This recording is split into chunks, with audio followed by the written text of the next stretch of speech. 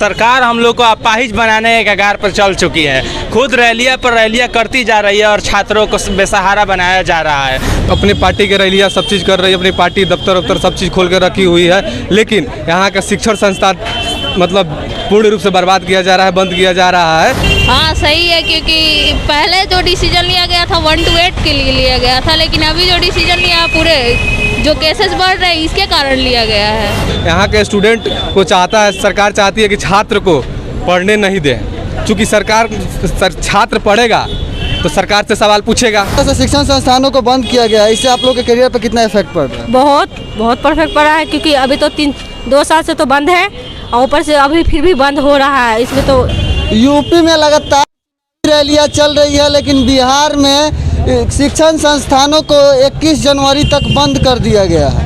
अब आप देखिए कि छात्र हैं, बीते दिनों भी कई सालों से शिक्षण संस्थानों को बंद रखा गया था, फिर अब शुरू हुआ कि फिर बंद हो गया। आइए हम छात्रों से जानते हैं कि उनके करियर पर कितना इफेक्ट पड़ रहा है और ये सरकार एजुकेशन सेक्टर को कैसे बर्बाद करना चाहती है। क्या आपको लगता है कि सरकार एजुकेशन सेक्टर को बर्बाद कर रही है? क्योंकि जैसे यूपी में लगातार चुनावी रैलियां हो रही है और बिहार के शिक्षण संस्थानों को बंद कर दिया गया है। सरकार पूर्ण रूप से शिक्षण संस्थान को जो बंद कर रही है एकदम गलत कर रही है। सरकार को नहीं करना चाहिए।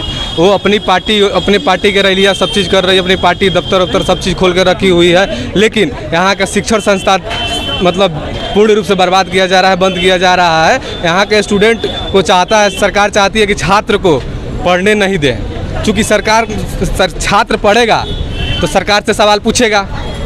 इसीलिए सरकार चाहती है पूर्ण रूप से शिक्षा को बर्बाद कर देना, चूँकि अगर इसका मेन मकसद यही है कि हम छात्रों का पूर्ण रूप से शिक्षा बर्बाद कर दे और सवाल सरकार से सवाल पूछे नहीं। यही सब रीज़न है सरकार का। अच्छा, शिक्षण संस्थानों को आज से बंद कर दिया गया 21 जनवरी तक, क्या आप इससे संतुष्ट हैं? बिल्कुल संतुष्ट नहीं हूँ। सरकार हम लोग को अपाहिज बनाने के कगार पर चल चुकी है। खुद रैलियां पर रैलियां करती जा रही है और छात्रों को बेसहारा बनाया जा रहा है। बताइए हम लोग किस गली का होंगे, हमारा क्या होगा, ये कभी सरकार सोच नहीं रही है। अपने मोदी जी चले जाते हैं रैलियां करने और सरकारी जुल्म लगाते हैं और छात्रों पर ऐसा थोप दिया जाता है। बेरोजगारी में जनता त्रस्त हो चुकी है। हम लोग क्या कर रहे हैं, मरने मिटने को तैयार हो चुके हैं। दूसरा कुछ ऑप्शन नहीं रहा है हम लोग का।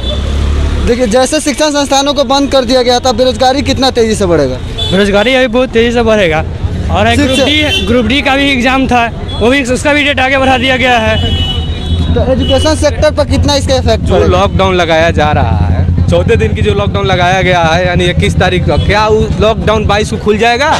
सरकार का एक मेन मकसद है, छोटा सा लॉकडाउन लगाई हुई है जो शिक्षण संस्था बंद की है, कम से कम 4 से 5 महीना तक लॉकडाउन लगा कर रखेगी। अब जितना भी छात्र हैं पूर्ण रूप से बर्बाद हो चुके हैं। सरकार चाहती है और भी बर्बाद कर दे, बंगाल के खाड़ी में ले जाकर फेंक दे।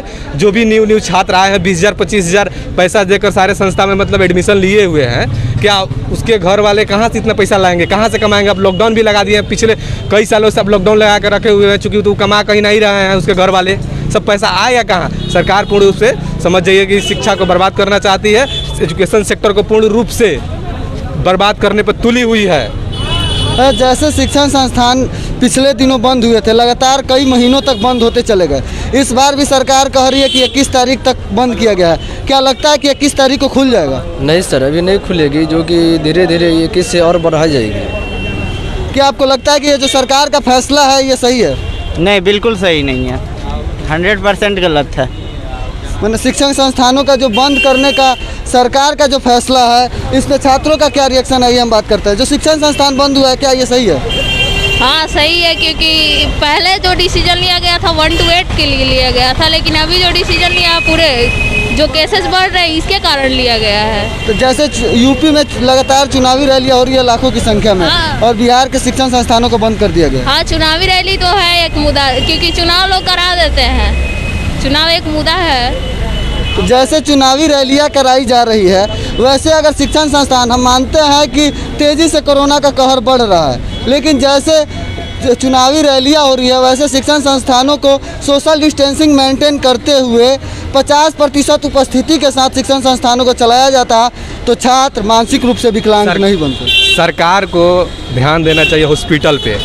और हॉस्पिटल में देखिए अभी बेड नहीं है, वेंटिलेटर नहीं है, वहाँ बहुत सारे हॉस्पिटल में मेडिकल नहीं है। हॉस्पिटल का मतलब हाल एकदम बदतर हो चुका है। मतलब हेल्थ विभाग उस पर ध्यान नहीं दे रहा है, डॉक्टर लोग भी ध्यान नहीं दे रहा है। सरकार को मेन चीज़ पे ध्यान देना चाहिए। यहाँ के लोग भूखे मर रहे हैं। लॉकडाउन मनुष्य के लिए खतरा बनते जा रहा है। इस चीज़ पे आदमी लोगों को मतलब सरकार को ध्यान देना चाहिए पूर्ण रूप से। जब जब कोरोना का केस बढ़ता है तब न तब सरकार क्या करता है, उसको एक एक चीज़ समझ में आता है कि शिक्षण संस्थानों को बंद कर दिया जाए। सबसे तो पहले सरकार को यूपी चुनाव को रोकना चाहिए, चुनावी रैली को रोकना चाहिए, तो बिहार के शिक्षण संस्थानों को बंद कर दिया है। आइए और सब छात्रों से बात करते हैं और जानते हैं कि उनका इस पर क्या रिएक्शन है।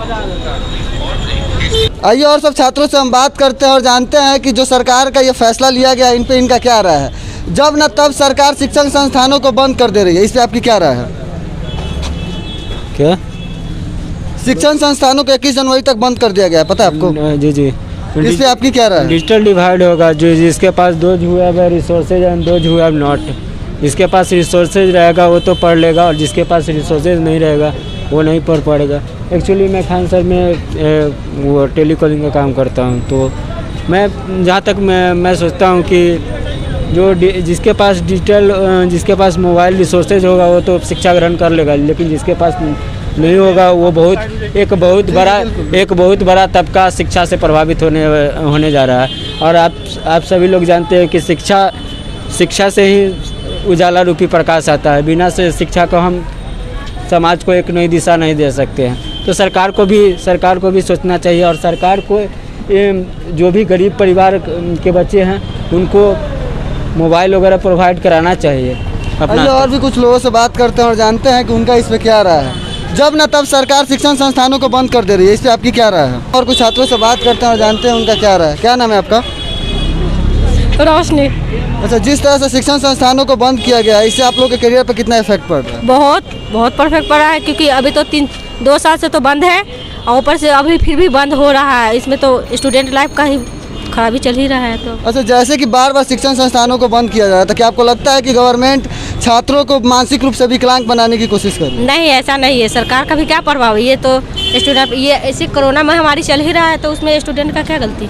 यानी कि सरकार का भी क्या गलती है? कुछ नहीं। जो सरकार का जो फैसला है वो उससे आप संतुष्ट है? हाँ, संतुष्ट है। यानी लॉकडाउन लग जाना चाहिए, शिक्षण संस्थानों को बंद कर देना चाहिए। हाँ, पहले शरीर संतुष्ट रहेगा तब तो कुछ होने वाला है। चलिए, बहुत बहुत धन्यवाद। Thank you.